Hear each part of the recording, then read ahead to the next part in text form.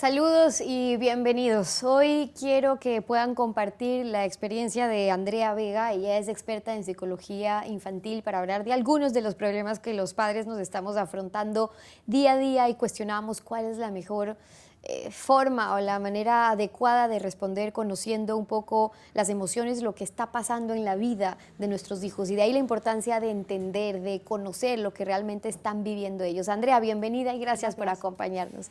Déjame empezar preguntándote cuáles son esos temas que tú dirías hoy por hoy están quejando más los padres de familia, que llegan a tus consultas y te dicen: mira, es que no sé qué hacer con estos temas. Digo, yo sé que son varios, pero hay en determinadas épocas de la vida, digamos, ciertos temas que ya lo empezamos a ver como una constante, un problema recurrente en nuestros niños. Nos encontramos cada vez más con problemas de conducta que al final engloban mucha sintomatología, desde el control de la ira, problemas sociales en el cole, no hacer caso en casa, el tema de los deberes, de no ser capaces de dirigirlos bien académicamente, y también el tema de control de esfínteres y en esta dirección. ¿Cómo ayudan ustedes en lograr que un padre de familia, cuando va a tu consulta y te dice: es que no sé qué hacer para que mi hijo me haga caso, no sé cómo trabajar el tema de la disciplina en mi niño? Siempre nos encontramos con esa pregunta, y de hecho los padres suelen venir buscando unos tips que hagan magia con el niño, y lo importante es conocer en profundidad qué está ocurriendo con el niño y con su contexto. Al final el niño es completamente contextual y no se comportará igual en casa, en el colegio o con los amigos. Habría que conocer mucho más en profundidad al niño, insisto, en su contexto, su familia, y trabajar diferentes aspectos, a nivel de pautas, por supuesto, y a nivel mucho más profundo que lleva un trabajo emocional, vivencial, etc. ¿Por qué creen que hoy les cuesta a los niños en un tema de concentración, de atención, cuando están expuestos a tantos estímulos, hacer caso, como decimos, el que les cueste más el ser disciplinados? Tampoco se les ha enseñado a ser disciplinados. Es decir, cuando un niño siente alguna emoción, cualquier tipo de emoción o incluso los nervios, tendemos a darle una tablet, el iPad, un móvil, y hacemos que se entretenga. Lo que estamos haciendo es ocultar esa emoción y no enseñarle a vivenciarla, a ver que igual que aparece va a desaparecer, a ver que no es peligrosa, que es adaptativa, y a otorgarle recursos de acción propios y no desde estimulación audiovisual o de objetos. ¿Cuándo sabemos que ya es un buen tiempo para un niño para empezar a trabajar sus emociones? Porque nos pasa que dicen: no, es que todavía está muy chiquito, déjale que crezca, ya él mismo se va a ir conociendo, hay que darle tiempo, no seas tan exigente. ¿Cuándo debemos empezar a trabajar las emociones de nuestros niños? El trabajo emocional es algo experiencial, es decir, desde el día 1 en el que nace el niño, aunque sea muy bebé, pero poquito a poco, a partir de que vaya desarrollándose, tenemos que seguir incidiendo en este. Al final este aprendizaje no es algo verbal, no se le explica la ira es esto, la tristeza es lo otro y así tienes que actuar. Tienen que aprender a vivir con ellas, a saber que es una mochila que llevarán siempre, y trabajar en este sentido desde pequeñitos, desde que tienen 3 añitos, incluso más pequeños, 2 añitos, y la edad escolar de los 2, 3 añitos hasta los 11 es fundamental.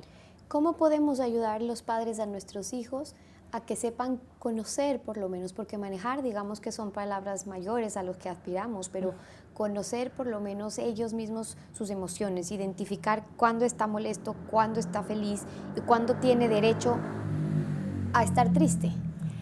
Justo, eso es muy importante, y lo que tenemos que hacer es normalizar desde bien pequeñitos, es decir, estar en un contexto en el que los propios padres, los hermanos más mayores, abuelos, etcétera, se permitan hablar de sus propias emociones, siempre midiendo hasta qué puntos podemos llegar. Pero hablar de: yo me he sentido triste hoy cuando me ha pasado esto, me he sentido alegre cuando me ha pasado lo otro. También con los niños, cuando vean que están vivenciando cualquier tipo de emoción, al final esa activación que siente por dentro, un niño simplemente sabe que es activación. Tenemos que etiquetar esa emoción: jolín, debes estar muy enfadado, debes estar muy triste. Hacerle consciente, subtitular un poco la emoción, hacerle consciente de cómo está notando en el cuerpo. Ves cómo se te aprietan un poquito los puños, mira cómo estás apretando la mandíbula, e incluso contextualizar qué ha ocurrido. Quizá te haya enfadado cuando aquel niño te ha quitado tu juguete favorito, o te ha puesto muy triste cuando se te ha roto este dibujo que habías hecho con tanto cariño. ¿Cuándo es un buen momento para empezar a trabajar, o más bien, para trabajar esas emociones? Y me refiero a cuando el niño está enfadado, pues la recomendación siempre es déjale que tenga su enfado y habrá que ver cuándo se habla. Bueno, pero ya ha pasado esa emoción, entonces, ¿cuándo es un buen momento para sentarnos a conversar sobre lo que ha sentido un niño? Justo, por un lado, muy bien el tema de déjale que se le pase ese enfado, que lo viva, pero primero tenemos que ayudarle a calmar esa sensación. Es decir, a nivel cerebral se activa igual que un adulto. El problema es que un adulto se supone que tiene recursos para poder autorregularse. Un niño depende de la corregulación, de su base segura, de sus padres en este caso, bueno, o otras figuras que hagan esta función. En ese sentido tenemos que estar disponibles, tratar de calmarles desde nuestro hemisferio emocional a su hemisferio emocional. Es decir, entiendo que estás muy triste, tienes que estar pasándolo muy mal, insisto en subtitular todo esto, contactar físicamente con ellos y calmarles desde un abrazo, darle la mano, ponernos a su altura.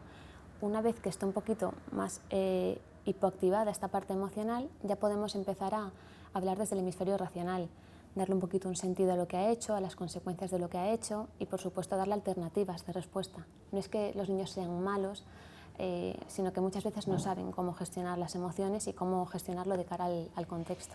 ¿Cuánto dirías tú, Andrea, que pesa hoy por hoy el nivel de conversación que podemos tener con nuestros niños? Porque, claro, me ponía un ejemplo y decía, bueno, cuando usted está con un amigo en un restaurante, en un bar, no entra a preguntar todos los días qué has hecho, con quién te fuiste, con quién hablaste, qué comiste, porque en esta situación interrogatoria es difícil establecer una conversación, sino yo te cuento algo y tú me cuentas algo, pero tienes padres que te dicen, no, es que mi hijo no habla, mi hijo me contesta en monosílabos, es difícil sacar que realmente me esté contando algo de lo que realmente le está pasando, entonces no puedo saber lo que siente. Por un lado tenemos que ver a qué edad nos enfrentamos, es decir, en la adolescencia es muy normal que un hijo no hable de lo que ha hecho en casa, en el cole, con los amigos o en el instituto en este caso. Tenemos que darle su espacio, al final también aprenden a vivenciar esto, a tener esta diferenciación entre quién eres tú, quién soy yo y a vincularse mucho más a lo social. Es muy normal que se encierren en la habitación, etc. Sí es cierto, y desde pequeñitos tenemos que ir, insisto, educando un contexto a nivel del hogar en el que las emociones estén permitidas. Si cuando yo estoy alegre mis padres se ríen mucho conmigo, juegan mucho y me felicitan, pero cuando estoy triste me dicen, bueno, eso es una tontería, no te preocupes, o porque lloras por eso, ya compraremos otro, o no te enfades, solo se enfadan los niños malos. Ahí ya estamos castigando determinadas conductas y estamos llevándole a que se desarrolle en una dirección y no en otra. No podemos castigar lo que hemos formado nosotros como adultos. Hoy hay una cultura, Andrea, de ser feliz. Todos los niños tienen que ser felices, todos los adultos tenemos que ser felices, tu meta tiene que ser feliz. Y hay una parte quizás egocentrista en ese sentido que primero yo. Y nuestros niños están adaptándose a esta cultura también, inmiscuyéndose, digamos, en esta cultura en primero tú tienes que estar bien y primero tú y teniendo respuestas inmediatas sobre los temas que están pidiendo. Yo creería que eso les complica también el tema de la obediencia, es decir, si estoy acostumbrado a que todo me den, que todo me funciona y que todo me responde rápido, ¿cómo hacer que nuestros niños puedan reconocer lo que es el esfuerzo, la meta, la frustración o la debilidad? Claro, por un lado está muy bien esa meta que tenemos niños y adultos de poder ser felices, ojalá. El problema está cuando no englobamos en este término felicidad 1000 problemas y obstáculos que la vida nos va a ir presentando, desde que somos muy pequeñitos y suspendemos un examen o se meten conmigo, hasta que somos adultos y pasan otras diferentes cosas. El problema está que nos quedamos tan encapsulados en esto que somos incapaces, como he dicho anteriormente, de relacionarnos con otro tipo de emociones, que posiblemente también sea una carencia del adulto, que es incapaz de ponerse en contacto con estas emociones, bien porque se ve desbordado por las mismas y por lo tanto si le pasa a mi pequeñajo todavía me desbordan más, o bien porque le tengo pánico a las emociones en el sentido de que no las veo nada funcionales y me alejan de un sentido más práctico y más funcional de la vida, con esta disciplina que a veces exigen. Tú hablas mucho de la resiliencia, del ser resiliente para también poder entender las emociones. ¿Cómo le explicarías tú a los padres también y de una manera sencilla cómo logramos ser resilientes? Emocionalmente, Bueno, al final tenemos que darnos cuenta que las emociones filogenéticamente han estado ahí siempre y son universales, es decir, promueven la supervivencia del ser humano. En este sentido, ¿cómo lo hacen? Las emociones son respuestas fisiológicas que se activan ante determinados estímulos. Por lo tanto, cuando se activan, tenemos que detenernos a sentirlas corporalmente, a escucharlas, a etiquetarlas y a ver qué nos dicen, qué nos están pidiendo. Hacer mucho hincapié en que las emociones no son negativas, pueden ser más o menos agradables, pero siempre nos van a llevar a una dirección u a otra. Por lo tanto, ser resiliente al final conlleva escucharlas, saber que no me van a hacer daño y actuar en función de lo que me están pidiendo, de la necesidad que en ese momento nos está viendo. Para explicarles a nuestros niños el tema del manejo de las emociones, pues la recomendación muchas veces es no te expongas a la tecnología o a lo que te pueden enseñar, sino empezar a vivir, no el mundo virtual, sino el mundo real. Ahora, hay quienes utilizan, en cambio, a la tecnología como una forma de ayudarlos en temas de enseñanza, o que ven que ya es algo innegable, hoy no nos podemos negar a la tecnología, entonces mejor que sepan usarla y que sepan usarla bien.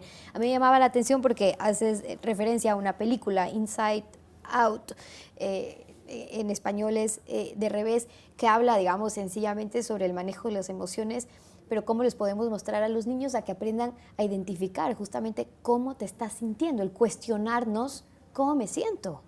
Esa película está muy bien, tiene determinadas cositas que siempre se pueden un poco poner sobre la mesa, pero en general, al final lo que hacen es como las emociones son diferentes personajes en la cabeza de una niña y esta niña acaba de mudarse a un sitio nuevo, un cole nuevo, y lo que le hacen es ayudarlas a esta niña en equipo para que esta adaptación sea lo más exitosa posible.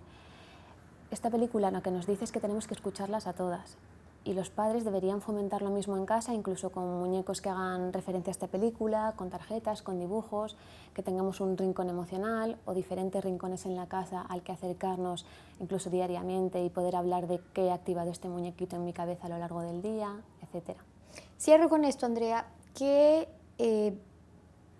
recomendarías tú a los padres, que obviamente quienes ven este espacio están comprometidos y dedicados a tener como meta la enseñanza y la formación de sus niños en un tema de valores, de volver a lo básico, pero cuáles crees tú que son los retos que hoy por hoy se están enfrentando los padres y en los que sobre todo hay que prestarle mucha más atención a nuestros niños?